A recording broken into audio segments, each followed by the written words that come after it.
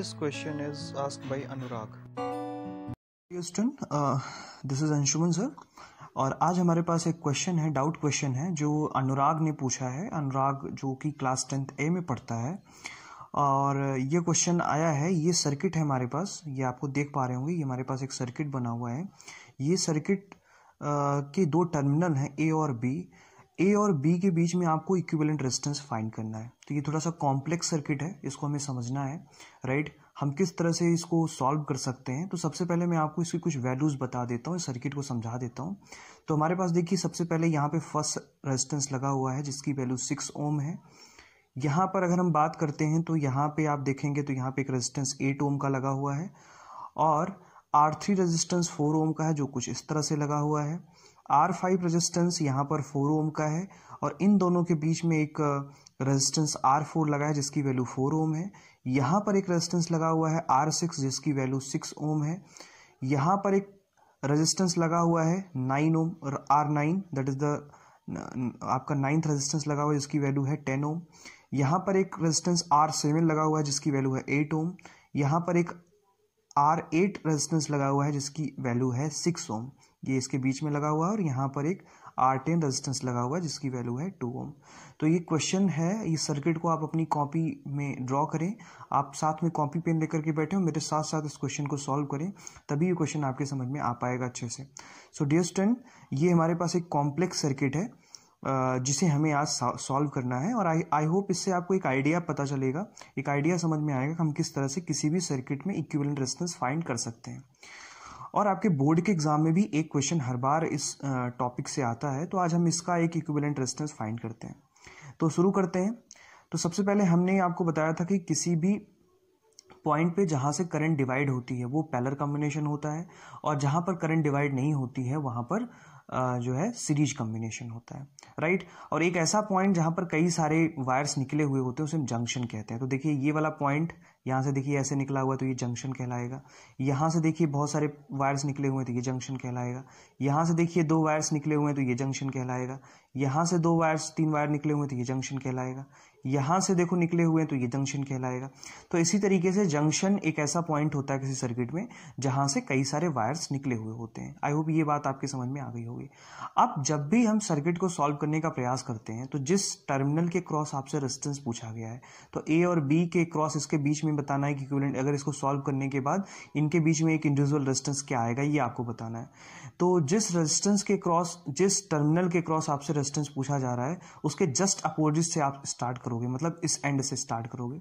अगर हम इस एंड पे इस सर्किट को देखें तो हम देखते हैं कि ये जो पॉइंट है और ये जो पॉइंट है, इस पॉइंट के बीच में जो ये R9 रेजिस्टेंस लगा हुआ है और यहाँ पे जो R10 रेजिस्टेंस लगा हुआ है, तो हम देखते हैं कि यहाँ पर इस पूरे ब्रांच में, इसे ब्रांच कहते हैं, एक जंक्शन से दूसरे जंक्शन के बीच की डिस्टेंस को ब्रांच कहते हैं।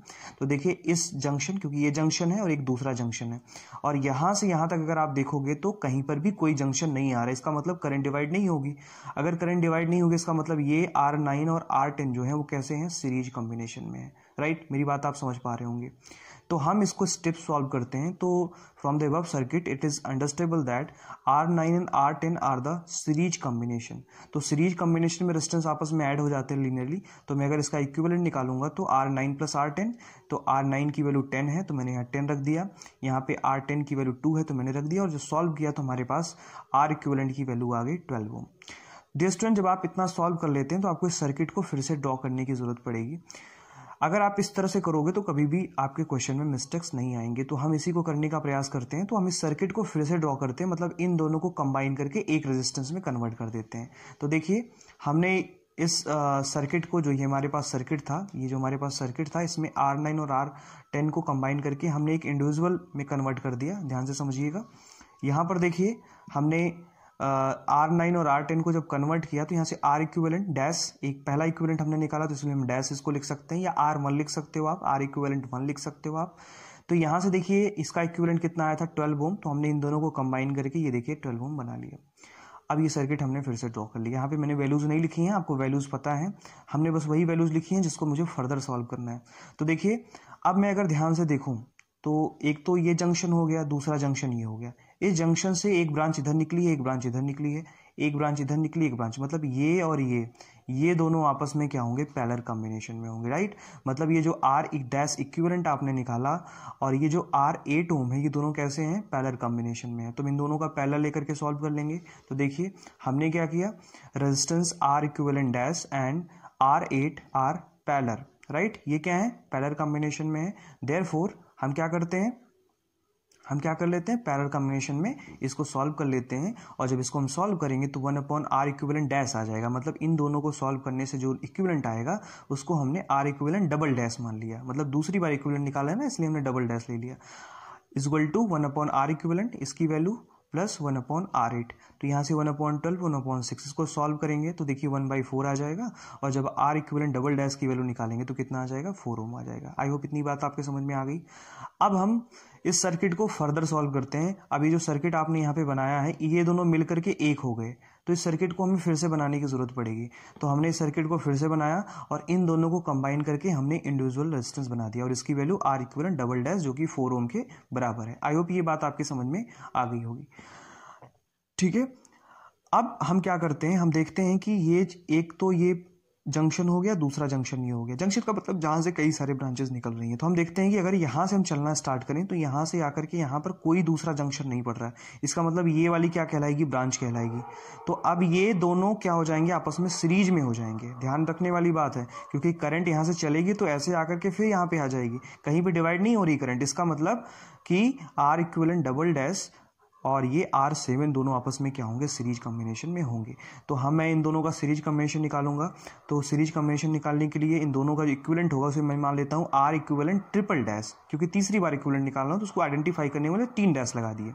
इक्वल टू जो इसका R double dash plus R7, तो 4 और 8 ये आपस में सीरीज में तो ऐड हो जाएंगे। 8 4 कितना हो गया, 12 हो गया। तो इन दोनों का इक्विवेलेंट कितना आ गया, 12 आ गया। अब इन दोनों को सॉल्व करने के बाद हमारे पास जो रेजिस्टेंस आएगा उसकी वैल्यू हम क्या कर लेते हैं, नोट कर लेते हैं। तो देखते हैं, हमने इन दोनों को निकाल करके ये इक्विवेलेंट निकाल लिया था, R इक्विवेलेंट डबल डैश और R7 को ऐड करके हमने निकाल लिया। अब सर्किट को फिर से बनाते हैं। सो डियर स्टूडेंट, जब ये दोनों सीरीज में से थे उसको सॉल्व करके देखिए ये आ गया आपके पास R इक्विवेलेंट ट्रिपल डैश, ये R इक्विवेलेंट ट्रिपल डैश की वैल्यू है, राइट। ये R इक्विवेलेंट ट्रिपल डैश की वैल्यू है। तो हमने यहाँ पर ये 12 ओम है तो हमने यहाँ पे लिख दिया, ठीक है। आई होप यहाँ तक आपको बात समझ में आ गई होगी। वो दोनों जो सीरीज में थे R7 और जो है R डबल डैश जो था वो दोनों मिल करके क्या बन गए, 12 बन गए। तो मैंने इसको इस तरह से बना लिया। अब आप देखोगे कि ये जो रेजिस्टेंस है this one and this one, ये दोनों आपस में क्या है, पैरेलल कॉम्बिनेशन में है। ये दोनों आपस में क्या हो जाएंगे, पैरेलल हो जाएंगे, है ना। तो अगर पैरेलल हो जाएंगे तो इसे हमें पैरेलल लेकर के सॉल्व करना पड़ेगा। तो देखिए मैंने यहाँ पे क्या किया, from the above circuit it is clear that R6 and R equivalent triple dash are parallel. ये दोनों क्या है, आपस में पैरेलल हैं। तो मैंने इसको पैरेलल लेकर के सॉल्व किया। तो देखिए 1/R6 पर 1/R इक्विवेलेंट ट्रिपल डैश, इसको लेकर के 1/6 पर 1/12 इसको सॉल्व किया तो हमारे पास 1/4 आया। और R ट्रिपल डैश की जो वैल्यू आई, ये ट्रिपल डैश नहीं होगा क्योंकि ट्रिपल डैश की वैल्यू तो यहाँ पे इसको हम R4 लिख सकते हैं, ठीक है। ये हमारे पास R4 की वैल्यू आ गई, ठीक है। मतलब ये क्या हो गया, इन दोनों को सॉल्व करने के बाद जो आया वो R4 आया। तो ये क्या आ गया आपके पास, R4 आ गया, ठीक है। ये मेरी बात समझ पा रहे होंगे, R4 आ गया। तो R4 की वैल्यू इन दोनों को सॉल्व किया तो 4 ओम आया। तो ये दोनों, ये और ये दोनों कंबाइन होकर के क्या बन जाएंगे, 4 ओम। तो हमने ये बना दिया, मतलब ये कितना बन गया, 4 ओम बन गया। आई होप ये बात समझ में आ गई होगी। अब थोड़ा सा और आगे हम एनालाइज करें तो हम देखते हैं कि ये जो R5 है और जो ये R इक्विवेलेंट, आप देखो यहाँ से करंट जाएगी और यहाँ पे आके मिलेगी। मतलब ये रेजिस्टेंस और ये रेजिस्टेंस, ये दोनों आपस में क्या है, सीरीज कॉम्बिनेशन में। तो ये आपका 4 ओम और ये 4 ओम दोनों मिलकर क्या बन जाएंगे, 8 ओम।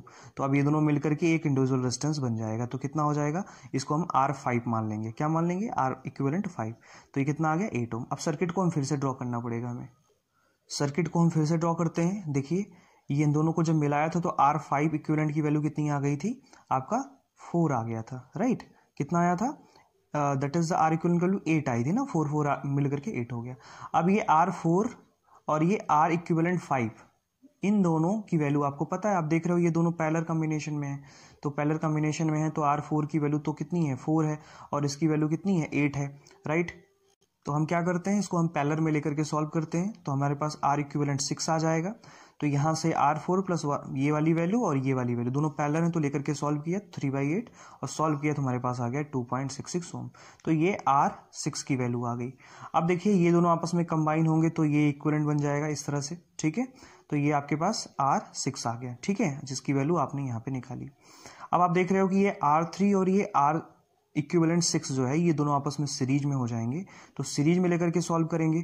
तो इन दोनों को हम सीरीज में लेकर के सॉल्व करते हैं, तो देखिए इन दोनों को लेकर के सीरीज में सॉल्व करेंगे तो R7 आ जाएगा, R3 प्लस ये वाली वैल्यू और ये वाली वैल्यू, तो 4 प्लस 2.66, तो ऐड किया तो कितना आ गया 6.66 ओम आ गया। तो आपके पास R7 की वैल्यू आ गई। अब ये दोनों आपस में मिल करके इसके पैरेलल में हो जाएंगे, तो देखिए ये हमने बना लिया, ये हो गया R2 और ये R इक्विवेलेंट 7 हो गया, ये दोनों पैरेलल में हो गए। इन दोनों को लेकर के पैरेलल में सॉल्व कर लीजिए। तो जब इसको हम पैरेलल में लेकर के सॉल्व करते हैं तो 1/67 प्लस 1/8, R2 की वैल्यू कितनी है 8 ओम है, तो हमने यहाँ पे रख लिया और सॉल्व किया। सॉल्व करने के बाद हमारे पास जो वैल्यू आई वो कितनी आई आप देख पा रहे हैं, 3.64 ओम, ये वैल्यू आ गई। अब जब ये दोनों मिलकर के कंबाइन हो जाएंगे तो ये एक रेजिस्टेंस बन जाएगा और ये दोनों आपस में क्या हो जाएंगे, सीरीज में हो जाएंगे। तो देखिए नई सर्किट कैसे बन जाएगी। सो जो नई सर्किट होगी वो आपके पास R1 की वैल्यू 6 ओम, और जब हमने उन दोनों को मिला करके सॉल्व किया तो R8 की वैल्यू 3.64 हमने निकाली थी। अब देखिए ये दोनों क्या होगी, सीरीज में होंगी। इसको लेकर के सॉल्व कर लिया तो हमारे पास आंसर कितना आ गया, 9.64 ओम। तो ये क्वेश्चन काफ़ी बड़ा है और ये थोड़ा सा अंडरस्टैंडिंग के लिए कि किस तरह से आप स्टेप वाइज स्टेप आप सॉल्व करते हो उस क्वेश्चन को, राइट। लेकिन मेरा सजेशन ये है कि इस तरह के क्वेश्चन आपके एग्जाम में आते नहीं हैं, तो जो भी क्वेश्चंस आते हैं बहुत सिंपल होते हैं, बहुत ही साधारण होते हैं, आप आसानी से उसे टैकल कर सकते हो, सॉल्व कर सकते हो, ठीक है। तो इसमें बहुत घबराने वाली बात नहीं है। लेकिन अगर आप इस क्वेश्चन को देख रहे हो तो अगर आपने इसको पूरा देखा होगा और कॉपी पेन की हेल्प से आपने जो है इसको सॉल्व किया होगा खुद से, तो आई होप आपके समझ में काफ़ी सारी चीज़ें आ गई होंगी।